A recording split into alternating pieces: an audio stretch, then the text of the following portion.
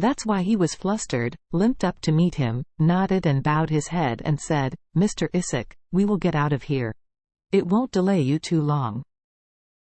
Please forgive me, and I ask you to talk to the Wade family. To say a few good things, thousands of mistakes are all the fault of the Wu family. The Wu family will definitely go to Eastcliff to apologize in a few days. I also ask the Wade family to have a lot of them. Don't be familiar with our kind of rag family. Ragnar is really scared." In order to use a video to humiliate the Wu family, the Wade family can buy YouTube for $85 billion. If the Wade family really wants to kill the Wu family, they don't know what terrifying power they will use. Isaac looked at Ragnar coldly at this time, and said contemptuously, "Just you, are you worthy to go to the Wade family to make an apology? Don't look at what you count as a thing." Ragnar's face suddenly flushed red. "Yes, I don't deserve to visit Wade's house." At this time, Isaac yelled in a cold voice, "Let your helicopter roll farther from me, don't fall on my Shangri-La site. Otherwise, I will have your helicopter dismantled, and then you and your son's other working limbs." Ragnar is about to collapse. The helicopter is now overhead.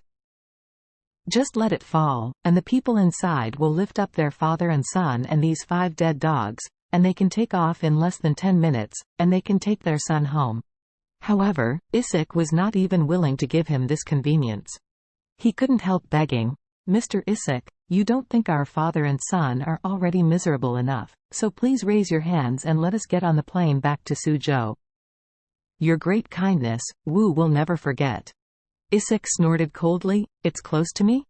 You don't take a picture of yourself without soaking urine, is it worth it?" After speaking, Isaac waved his hand, "I have already said what I have said. As long as the plane lands, I will have the pilot pull down and break his leg. Don't want the plane. You and your son, don't want the other leg?" Ragnar was desperate.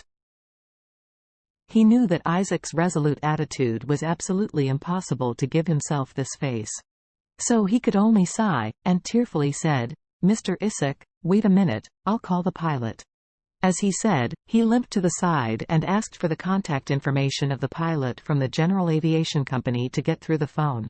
The pilot received his call and hurriedly said, "Hello, Mr. Ragnar, I am ready to land now." "Please wait a moment." Ragnar hurriedly said, "Don't land. Shangri-La will not let the plane land here." After speaking, he hurriedly asked, "Is there any place to land near here? My son and I have inconvenient legs and feet, and can't be too far away." "Oh," the pilot said embarrassingly, "Mr. Ragnar, this is the city. Except for the square at the entrance of Shangri-La, only the apron on the top of the Shangri-La building I can land." "That won't work either." Ragnar said, "You have to avoid Shangri-La's place." The pilot said, There is an elementary school 2 kilometers away. We can apply to land on the playground of that elementary school. This is the nearest place." 2 kilometers? Ragnar hesitated. Both himself and his son were lame, and both their right legs were scrapped and they could not drive the car. Is it not too far to walk over? Moreover, there are these 5 dead dogs as well for them to carry.